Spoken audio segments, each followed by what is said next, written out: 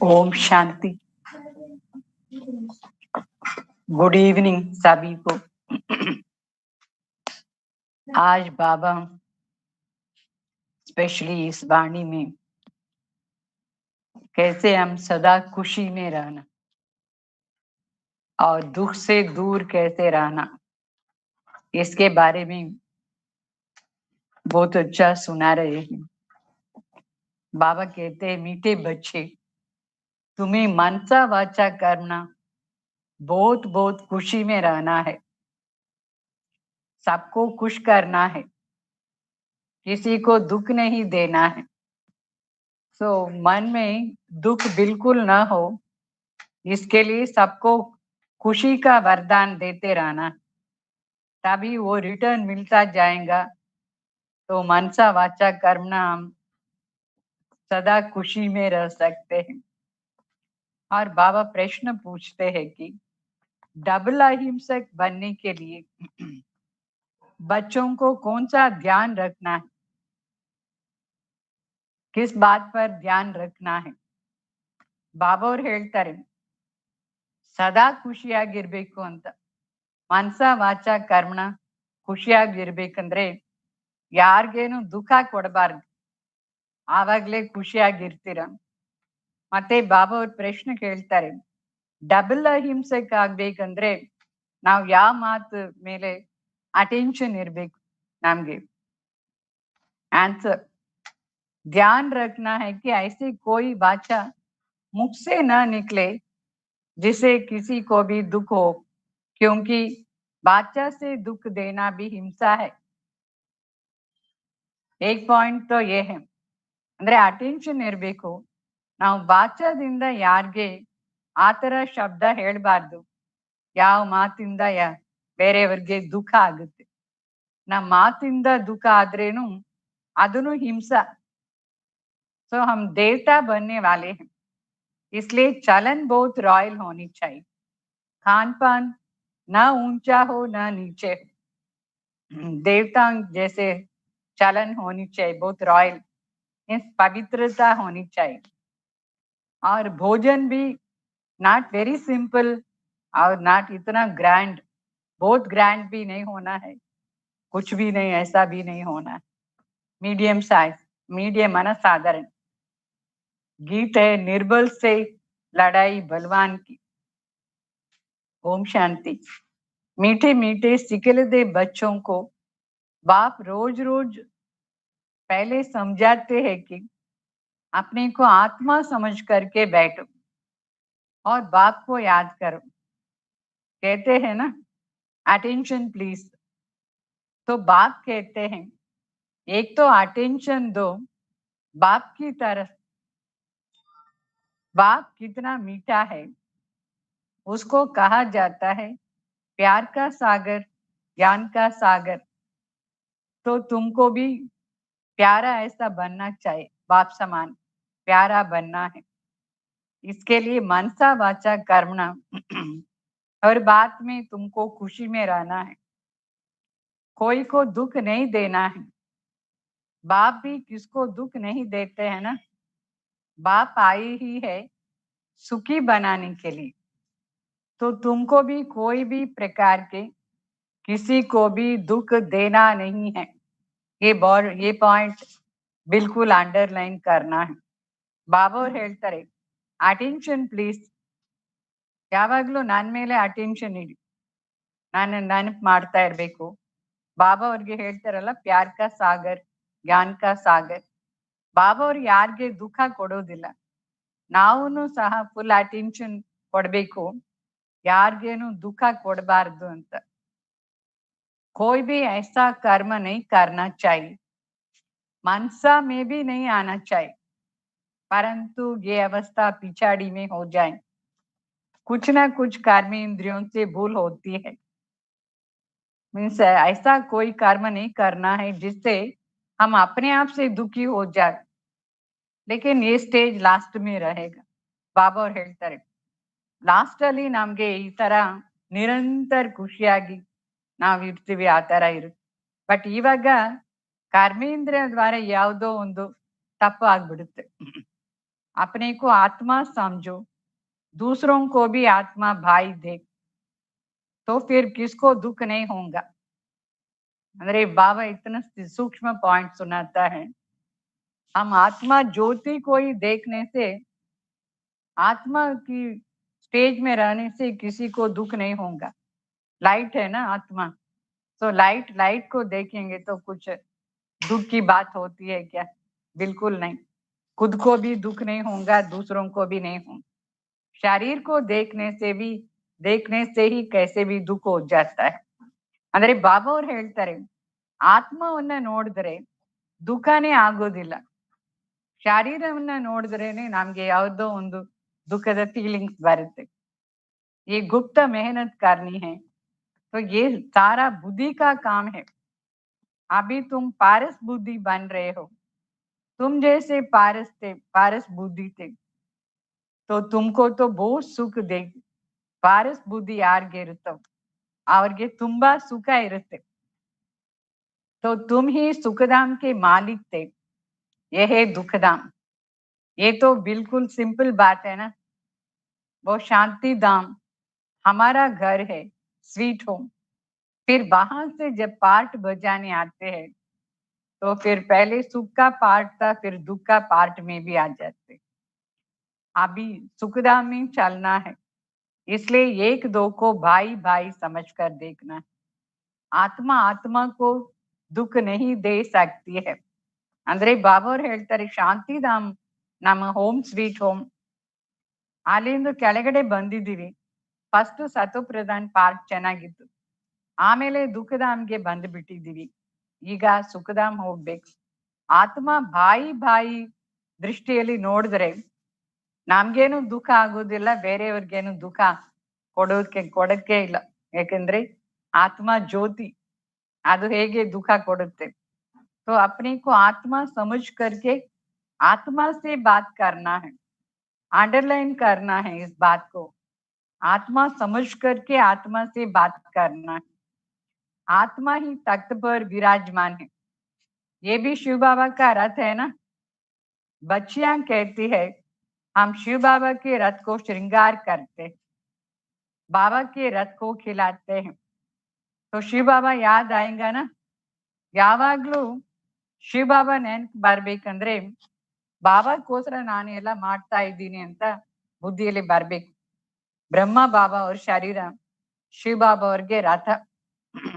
ಮಕ್ಕಳು ಏನ್ ಹೇಳ್ತಾರೆ, ನಾನ್ ಶಿವ ಬಾಬಾ ಅವ್ರ ರಥಕ್ಕೆ ಶೃಂಗಾರ ಮಾಡ್ತೀನಿ, ಅವ್ರಿಗೆ ತಿನ್ನಿಸ್ತೀನಿ, ಅಂದ್ರೆ ಊಟ ಕೊಡ್ತೀನಿ. ಈ ತರ ಬುದ್ಧಿಯಲ್ಲಿ ಯಾವಾಗ್ಲೂ ಶಿವ ಬಾಬಾ ನೆನಪೇ ಬಂದ್ರೆ ಅದು ಕಲ್ಯಾಣಕಾರಿ ಆಗ್ಬಿಡುತ್ತೆ. ಯಾಕಂದ್ರೆ ಶಿವ ಬಾಬಾ ಅವರು ಕಲ್ಯಾಣಕಾರಿ. तो वो है ही कल्याणकारी. कहते हैं, मैं 5 तत्वों का भी कल्याण करता हूँ. ಶಿವ ಬಾಬಾ ಅವ್ರು ಹೇಳ್ತಾರೆ, ಈ 5 ತತ್ವಗಳಿಗೇನು ನಾನು ಕಲ್ಯಾಣ ಮಾಡ್ತೀನಿ. ಅಂದ್ರೆ ಶಿವ ಬಾಬಾ ಅವ್ರದ್ದು ಹೆಸರೇ ಆ ತರ ಇದೆ, ಕಲ್ಯಾಣಕಾರಿ. ಸದಾ ಅವ್ರ ನೆನಪಿದ್ರೆ ನಮ್ಗೆ ಕಲ್ಯಾಣ. वहां कोई भी चीज कभी तकलीफ नहीं देती है. यहाँ तो कभी तूफान आता है, कभी ठंडी होती है, कभी क्या होता है. वहां सदैव बहारी मौसम है, दुख का नाम निशान नहीं है. वो है ही हेवन. हेवन माना कोई भी प्रकार का दुख नहीं. बाप आए हैं तुमको हेवन का मालिक बनाने के लिए. ऊंचे थे ऊंचे भगवान है, ऊंचे थे ऊंचे बाप, ऊंचे थे ऊंचे सुप्रीम टीचर भी है. तो जरूर ऊंचा बनाएगा ना. ನಮ್ ತಂದೆ ಶ್ರೇಷ್ಠಾದಿ ಶ್ರೇಷ್ಠ ತಂದೆ, ಟೀಚರು ಅವರೇ ಶ್ರೇಷ್ಠಾದಿ ಶ್ರೇಷ್ಠ. ಅದಕ್ಕೋಸ್ಕರ ನಮ್ಮನ್ನ ಶ್ರೇಷ್ಠವಾಗಿ ಮಾಡ್ತಾರಲ್ಲ भगवान. तो तुम ये लक्ष्मी नारायण बनते, लक्ष्मी नारायण थे, ये सब बातें भूल गए हो. ये बाप ही बैठ करके समझाते हैं. ऋषि मुनि आदि से पूछो तो कहते हैं नेति नेति. फिर ये ज्ञान परंपरा से कैसे हो सकता है? ಅಂದ್ರೆ ಬಾಬಾ ಅವ್ರು ಹೇಳ್ತಾರೆ ಈ ಜ್ಞಾನ ಪರಂಪರವಾಗಿ ಇಲ್ಲ. ಯಾಕೆಂದ್ರೆ ಬ್ರಹ್ಮ ಬಾಬಾ ಅವರು ಫಸ್ಟ್ ನಂಬರ್ ಅವ್ರಿಗೇನೆ ಇವಾಗ್ಲೇ ಗೊತ್ತಾಯ್ತು ಶಿವ ಬಾಬಾ ಬಂದ್ರ ಮೇಲೆ. ಮತ್ತೆ ಋಷಿ ಮುನಿಗೆ ಹೇಗಿರುತ್ತೆ ಅವ್ರನ್ನ ಕೇಳಿದ್ರೆ ಅವ್ರೇನ್ ಹೇಳ್ತಾರೆ, ನಮ್ಗ್ ಗೊತ್ತಿಲ್ಲ ಅಂತ. ಪರಂಪರಾ ಅಂದ್ರೆ ಎಲ್ಲಾರ್ಗ್ ಗೊತ್ತಾಗ್ಬೇಕಾ ಅಲ್ವಾ? ಯಾರಿಗೂ ಗೊತ್ತಿರ್ಲಿಲ್ಲ ಈ ನಾಲೆಜ್. परंपरा माना सबको मालूम होता था ना, फिर ऋषि मुनि क्यों बोलते ये नेति नेति हमको हम नहीं जानते हैं करके। तो बाप कहते हैं तुम्हारी सदगति तो इस ज्ञान के आधार से होता है, फिर सद दरकार नहीं ज्ञान की, दुर्गति होती नहीं है. ಬಾಬಾ ಅವ್ರು ಹೇಳ್ತಾರೆ ಈ ಜ್ಞಾನದಿಂದ ನಿಮ್ಗೆ ಸದ್ಗತಿ ಆಗುತ್ತೆ, ಆಮೇಲೆ ಜ್ಞಾನ ದರ್ಕಾರೇ ಇಲ್ಲ. सदगति ಆಗ್ಬಿಟ್ರೆ ಅಲ್ಲಿ दुर्गतिಯೇ ಇಲ್ಲ. सतयुग को कहा जाता है सदगति, यहाँ है दुर्गति, परंतु ये भी किसको पता नहीं है कि हम दुर्गति में बाप के सिवाय बाप के लिए गाते हैं, लिबरेटर है, गाइड है, खिवैया है, विशेष सागर से सबकी नैया पार करते हैं, उसको कहते हैं क्षीर सागर. विष्णु को क्षीर सागर में दिखाते हैं. ये सब है भक्ति मार्ग के गायन. बड़ा बड़ा तालाब बनाते हैं, उसमें विष्णु का बड़ा चित्र दिखाते हैं. बाप कहते हैं तुमने ही सारे विश्व पर राज्य किया है, अनेक बार हार खाई और जीत पाई. अरे ಬಾಬಾ ಅವ್ರು ಹೇಳ್ತಾರೆ ಕ್ಷೀರ್ ಸಾಗರ್ ಅಂದ್ರೆ ಏನ್ ಅರ್ಥ ಅವ್ರಿಗೆ ಗೊತ್ತಿಲ್ಲ. ಹಾಲ್ ಮತ್ತೆ ಶುಗರ್ ಅವ್ರು ಏನ್ ಮಾಡ್ತಾರೆ ಅಂದ್ರೆ ದೊಡ್ಡ ಟಬ್ ಒಂದು ಇಟ್ಟು ಬಿಡ್ತಾರೆ, ಟ್ಯಾಂಕ್. ಅದ್ರ ಮೇಲೆ ವಿಷ್ಣು ಕ್ಷೀರ್ ಸಾಗರ್ ಮೇಲೆ ತೋರಿಸ್ತಾರೆ, ಅಲ್ಲಿ ಹಾಲು ಹಾಕ್ತಾರೆ. ಆ ಟ್ಯಾಂಕ್ ಅಲ್ಲಿ ಹಾಲು ಫಿಲಪ್ ಮಾಡ್ತಾರೆ, ಮತ್ತೆ ವಿಷ್ಣು ವಿಗ್ರಹ ಇಡ್ತಾರೆ, ಶೇಷಶಯ್ಯದಲ್ಲಿ ವಿಷ್ಣು. ಬಟ್ ಆಕ್ಚುಲ್ ಆಗಿ ಏನು ಸ್ವರ್ಗಕ್ಕೆ ಹೇಳ್ತಾರೆ ಕ್ಷೀರ ಸಾಗರ್ ಅಂತ. ವಿಶೇಷ ಸಾಗರಿಂದ ಕ್ಷೀರ ಸಾಗರ ಹೋಗ್ತೀವಿ. ಎಷ್ಟೊಂದ್ ಸಾರಿ ನಮ್ಗೆ ಇದರಲ್ಲಿ विजय बंद. तो बाप कहते हैं काम महाशत्रु है, उस पर जीत पाने से तुम जगत जीत बनते हो, तो खुशी से बनना चाहिए ना. ಬಾಬಾ ಅವ್ರು ಹೇಳ್ತಾರೆ ಕಾಮ್ ವಿಕಾರ್ ಮಹಾಶತ್ರು, ಅದರ ಮೇಲೆ ವಿಜಯ ಅಂದ್ರೆ ಜಗತ್ ಜೀತ್ ಆಗ್ತೀವಿ. ಮತ್ತೆ ತುಂಬಾ ಖುಷಿಯಾಗಿ ಆಗ್ಬೇಕಲ್ಲ जगत जीत. बल गृहस्थ व्यवहार में रहते हैं, प्रवृत्ति मार्ग में रहो, परंतु कमल पुष्प समान पवित्र रहो.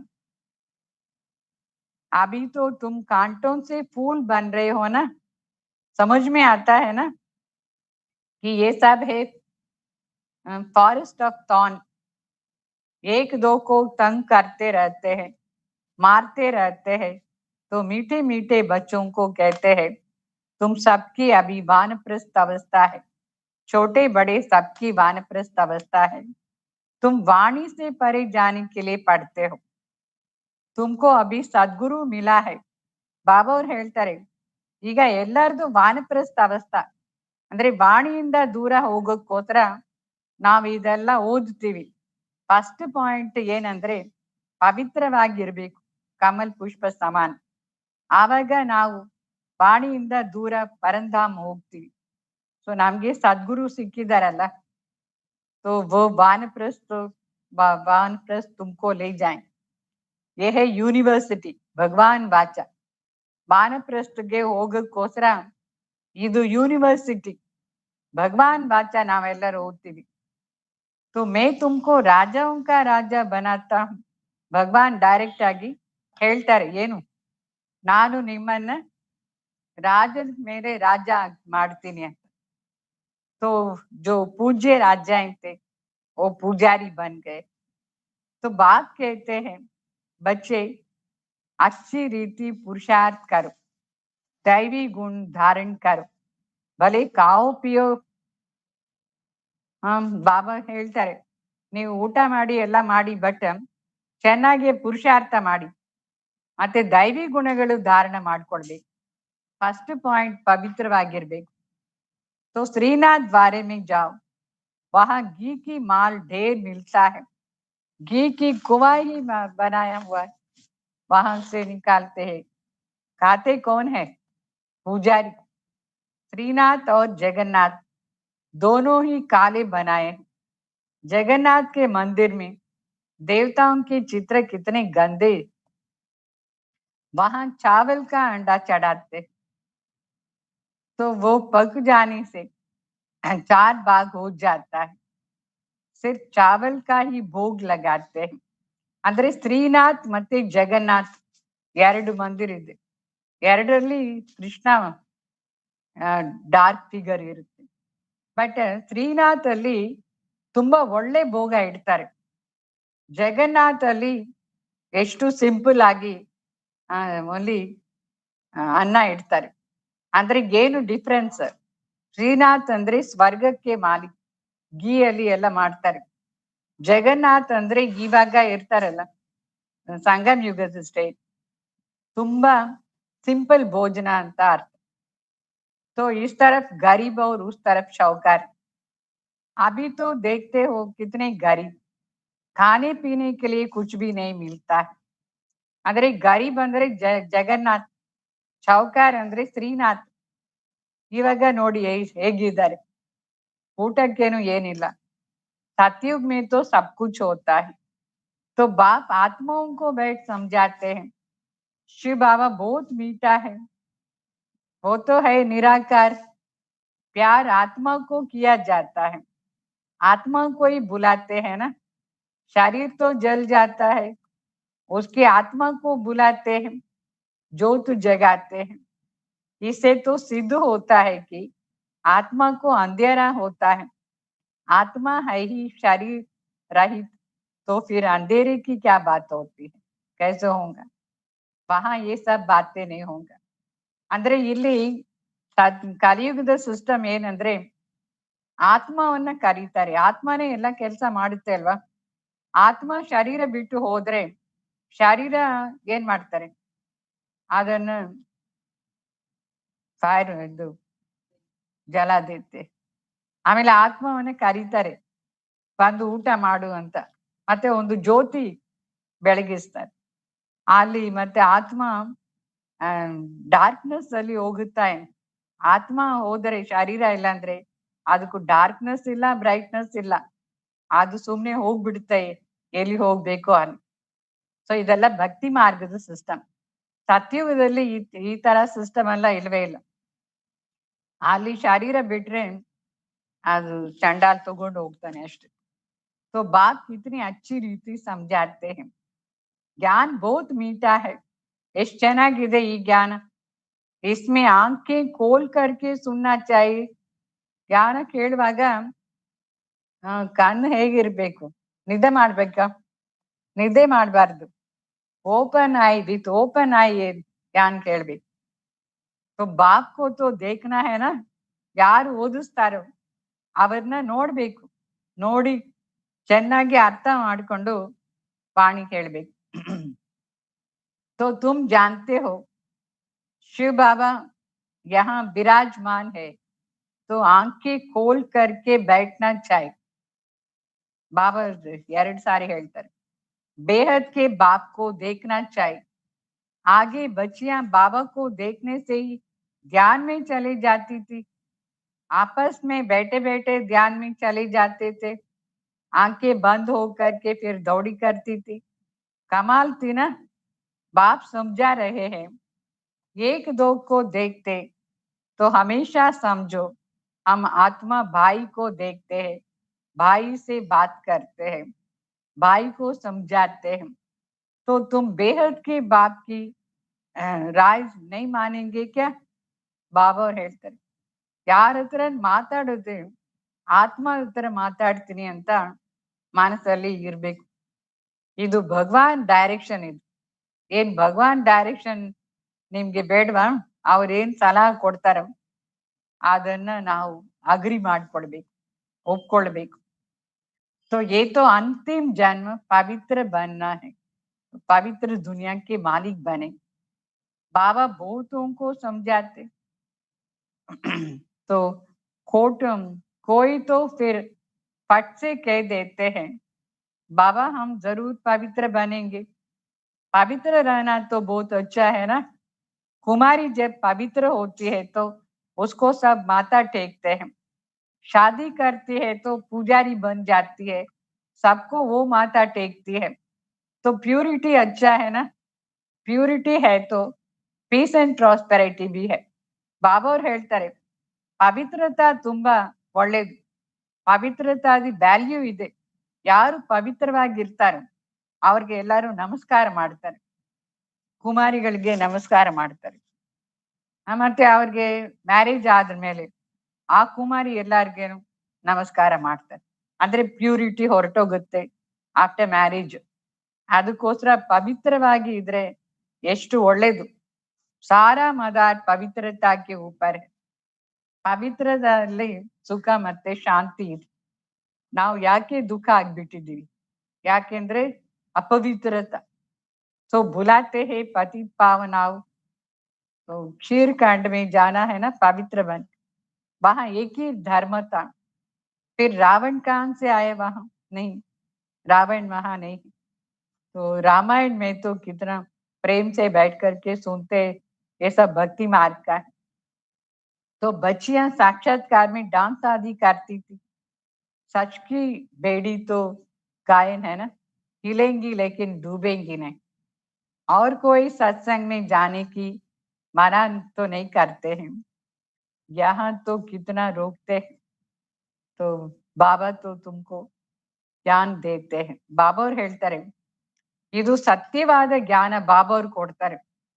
ಇಲ್ಲಿ ಬರಕ್ಕೋಸ್ಕರ ಎಷ್ಟೊಂದು ರೆಸ್ಟ್ರಿಕ್ಷನ್ಸ್ ಇದೆ ಮನೆಯಲ್ಲಿ, ಅವ್ರು ಬಿಡಲ್ಲ. ಬೇರೆ ಬೇರೆ ಸತ್ಸಂಗಲ್ಲಿ ಏನಿಲ್ಲ, ಕತೆ ಇದೆ ಅಷ್ಟೇ. ಆ ಕತೆ ಎಷ್ಟು ಪ್ರೀತಿಯಾಗಿ ಕೇಳ್ತಾ ಇರುತ್ತೆ.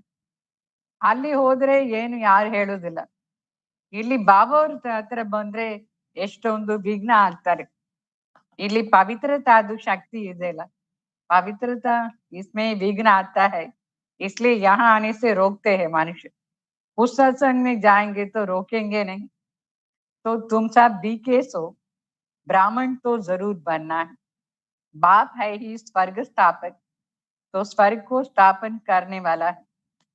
तो बाबा कहते हैं, मैं तुम बच्चों को विश्व का मालिक बनाता हूँ. सारे विश्व में तुम्हारा ही राज्य होता है. गीत भी है ना, बाबा आप ऐसे राज्य देते हो जो छीन नहीं सकते हैं. तो अभी तो रावण राज्य है. दुनिया की हालत देखो कैसे हो गया है. ಇವಾಗ ನೋಡಿ ಹೇಗಿದೆ ಪ್ರಪಂಚ. तो बाप कहते हैं, ये सारी आसुरी संप्रदाय है. तुम देवी संप्रदाय वाले बनते हो ना, तो देवताएं और असुरों के बीच में लड़ाई थोड़ी होता है. वो तो संपूर्ण अहिंसक है. तुम भी अभी डबल अहिंसक बनते हो. न किसी को दुख देना है, न काम कटारी चलानी. ಅಂದ್ರೆ ಡಬಲ್ ಅಹಿಂಸಕ್ ಆಗ್ಬೇಕು. ಯಾರಿಗೆ ದುಃಖನೂ ಕೊಡಬಾರ್ದು, ಮತ್ತೆ ವಿಕಾರನೂ ಇರಬಾರ್ದು. ಮತ್ತೆ ಬಾಬಾ ಅವ್ರು ಹೇಳ್ತಾರೆ, ದುಃಖ ಕೊಡುವುದು ವಾಚಾದಿಂದ ದುಃಖ ಕೊಟ್ರೇನು ಅದು ಹಿಂಸನೆ ಆಗುತ್ತೆ. ದೇವತಾ ಅಂದ್ರೆ ಡಬಲ್ ಅಹಿಂಸೆ. ತುಂಬಾ ರಾಯಲ್ ಆಗಿ ಇರ್ಬೇಕು, ಪವಿತ್ರವಾಗಿರ್ಬೇಕು. खान पान आदि न ऊंचे हो न हल्का, एक रस होना चाहिए. राजा आदि का बोलना बहुत कम होता है ना. प्रजा तो किसे होंगी? प्रजा भी राजा को बहुत प्यार करती है. ಯಾರು ಸ್ವಲ್ಪ ಮಾತಾಡ್ತಾರೋ ಅವ್ರ ಮೇಲೆ ಎಲ್ಲಾರ್ಗೆ ಪ್ರೀತಿ ಇರುತ್ತೆ. ಜಾಸ್ತಿ ಮಾತಾಡಬಾರ್ದು, ರಾಯಲ್ ಆಗಿ ಇರ್ಬೇಕು. तो अभी तो देखो कितना आंदोलन चलता है. विश्व में कितना अशांति ही अशांति है. ऐसे समय पर बाप आते हैं. ಇವಾಗ ಎಷ್ಟು ಅಶಾಂತಿ ಅಶಾಂತಿ, ಎಷ್ಟು ಈ ಟೈಮ್ ಅಲ್ಲಿ ಭಗವಾನ್ ಬಂದು ಶಾಂತಿ ಸ್ಥಾಪನೆ ಮಾಡ್ತಾರೆ. अच्छा बाबा समझाते हैं, अभी सबके सिर पर काल खड़ा है. आजकल करते करते काल खा जाए. तुम कुंभकर्ण मिसल पढ़े थे ना, सोए पढ़े थे. बच्चों को समझाने में बहुत मजा आता है. ಅಂದ್ರೆ ಹೊರಗಡೆ ಅವ್ರಿಗೆ ನಾವು ಹೇಳ್ಬೇಕು, ಇವಾಗ ವಿನಾಶ ಬಂದ್ಬಿಡುತ್ತೆ, ಕುಂಭಕರ್ಣ ನಿದ್ದೆಯಿಂದ ಎದ್ದೇಳ್ಬೇಕು ಅಂತ ನಮ್ಗೆ ಹೇಳಕ್ಕೆ ತುಂಬಾ ಚೆನ್ನಾಗಿರುತ್ತೆ, ಬಟ್ ಅವ್ರಿಗೆ ಯುಕ್ತಿಯಾಗಿ ಹೇಳಬೇಕು. तो अलौकिक बाप से वर्षा नहीं मिलता है, पारलौकिक बाप से वर्षा मिलता है। तो प्रजापिता ब्रह्मा को तुम याद नहीं करते हो, मेरे से तो तुमको कुछ भी नहीं मिलता है। बाबा कहते हैं, ब्रह्मा बाबा, मैं तो पढ़ता हूँ ना, ನಾವು ನಿರಾಕಾರ ಪರಮಾತ್ಮ ಸ್ಮೃತಿ ಮಾಡ್ಬೇಕು. ನಿರಾಕಾರ ಪರಮಾತ್ಮ ಹತ್ರ ತುಂಬಾ ಪ್ರೀತಿಯಾಗಿ ಮಾತಾಡ್ಬೇಕು. ಸಾಕಾರ ಬ್ರಹ್ಮ ಬಾಬಾ ಅವ್ರ ಫಾಲೋ ಮಾಡ್ಬೇಕು ಅಷ್ಟೇ. अच्छे अच्छे बच्चे तो सेकंड में समझ जाते हैं। बाबा ने समझाया है, तुम लक्ष्मी की पूजा करते, अभी लक्ष्मी से क्या मिलता है, जगदम्बा से क्या मिलता है?